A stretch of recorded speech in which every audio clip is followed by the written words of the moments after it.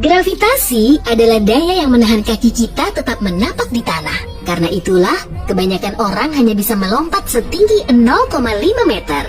Tapi bagaimana kalau kita hidup di planet lain, misalnya Venus atau Saturnus? Yuk kita cari tahu apa saja rintangan yang siap menghadang kita di sana.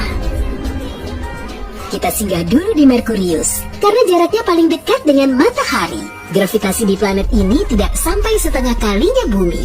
Di sini, kamu bisa melambung setinggi 1,2 meter. Itu pun kalau kamu tahan dengan suhunya.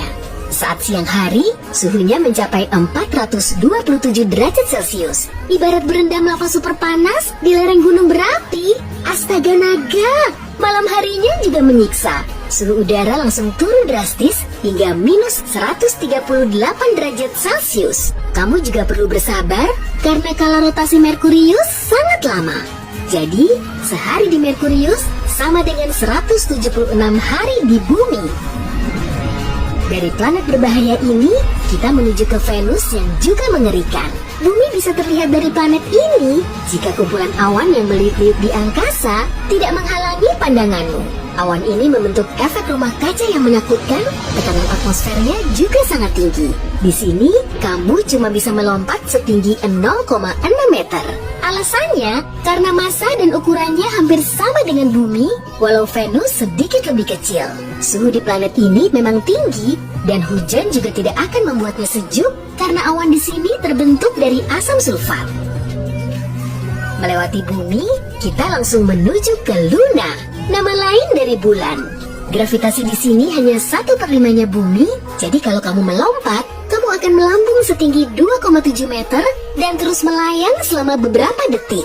Memang sulit dipercaya ya, bongkahan batu luar angkasa nun jauh di sana bisa menyebabkan laut pasang di bumi kita. Dan kalau waktu singgahmu cukup lama, katakanlah berjuta tahun, kamu akan tahu kalau bulan semakin bergerak menjauhi bumi. Kita sampai di Mars, si planet merah. Di sini kamu bisa melompat setinggi 1,2 meter ke udara. Itu pun kalau ada udara. Planet ini punya atmosfer, tapi lapisannya jauh lebih tipis daripada di bumi. Saat petang, kamu bisa menikmati matahari terbenam yang berwarna biru. Kamu juga mungkin bisa melihat Olympus Mons, gunung tertinggi di tata surya kita. Gunung ini 3 kali lebih tinggi dari Gunung Everest dan tentunya termasuk gunung berapi. Dari sini kita melompat ke Phobos, salah satu satelit Mars. Jejakkan kakimu kuat-kuat dan jangan coba-coba melompat loh ya. Gravitasi di sini sangat lemah, bisa-bisa kamu melayang dan tak bisa kembali lagi.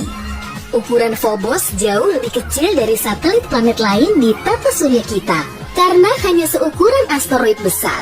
Jarak satelit ini ke planetnya juga hampir 100 kali lebih dekat dari jarak bulan ke bumi. Suatu saat nanti, satelit ini akan menabrak Mars dan hancur berkeping-keping. Para ilmuwan meyakini, saat itulah Mars bisa punya cincinnya sendiri, mirip seperti Saturnus. Kita menuju ke objek luar angkasa yang super aneh, Ceres. Asteroid terbesar di tata surya ini memang super jumbo, hingga kemudian diklasifikasikan sebagai planet kerdil. Letaknya hampir di tengah-tengah Mars dan Jupiter di sabuk asteroid. Kalau melompat di sini, kamu bisa melambung hampir setinggi 16 meter, lalu perlahan mendarat kembali. Massa Ceres juga tidak main-main, yaitu sepertiga dari massa seluruh objek di sabuk asteroid. Lanjut ke perhentian berikutnya, Jupiter. Planet ini berupa gas raksasa, sehingga seluruh permukaannya tidak padat. Kamu tidak bisa melompat di sini. Tapi kalau kamu masih ngotot, lompatanmu akan setinggi 0,2 meter. Jupiter 10 kali lebih besar dan 300 kali lebih berat dari bumi. Jadi, gravitasinya sangat kuat. Di permukaannya juga terdapat badai yang telah mengamuk selama setidaknya 4 abad. Semakin lama, badai ini semakin mengecil. Meski begitu, saat ini bumi masih bisa muat dimasukkan ke dalamnya. Sampai di Ganymede, satelit terbesar milik Jupiter. Wujudnya padat kok, jadi kamu bisa melompat di sini kira-kira setinggi 3 meter. Ukurannya lebih besar dari Merkurius, tapi masanya jauh lebih kecil. Jadi ya, gravitasinya lumayan lemah. Ganymede diselimuti lapisan es tebal dan intinya berupa logam cair. Inilah yang membuat medan magnet di sini cukup kuat. Selanjutnya, kita pergi ke Saturnus, gas raksasa terbesar kedua di tata surya. Ukurannya sedikit lebih kecil dari Jupiter dan bisa memuat 9,5 bulan di dalamnya. Namun, planet ini tidak begitu berat. Kalau permukaannya memungkinkan untuk dilompati, kamu bisa melambung hingga 0,4 meter. Hampir setinggi di planet kita. Saturnus terkenal akan cincinnya yang terbentuk dari partikel debu dan es. Partikel ini berasal dari serpihan objek luar angkasa yang hancur akibat saling bertabrakan. Planet ini berputar pada porosnya dengan kecepatan tinggi hingga bentuknya berubah hampir lonjong. Satelitnya ada 62, kalau ditambah 5 lagi, jumlahnya akan sama dengan satelit Jupiter.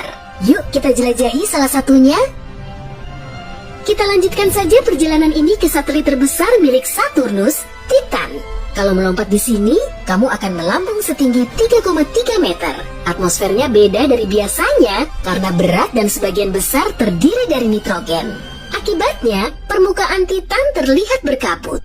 Belum lagi, hampir seluruh permukaannya tertutup es, tapi lapisan bawahnya mengandung bebatuan. Diperkirakan, air berada jauh di dekat intinya. Yang paling menarik dari permukaan Titan justru kriovolcanonya, atau gunung yang menyemburkan es. Iya, beneran es, bukan lava.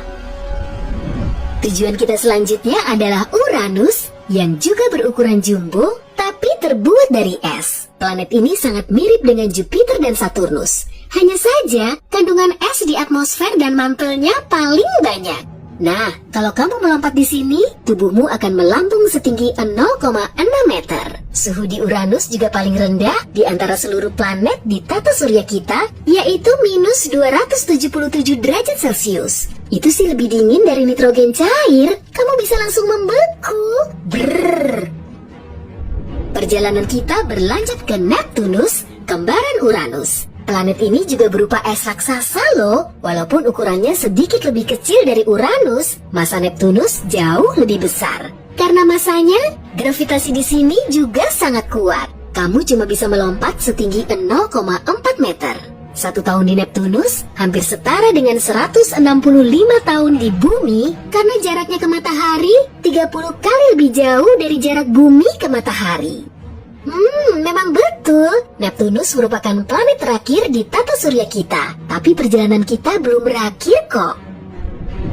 Kita tiba di Triton, salah satu satelit Neptunus. Gravitasi di sini tidak terlalu rendah, jadi dalam sekali lompat, kamu akan melayang setinggi 5,8 meter. Triton merupakan satu-satunya satelit yang bergerak dalam orbit retrograde, atau orbit yang berlawanan arah dari planetnya.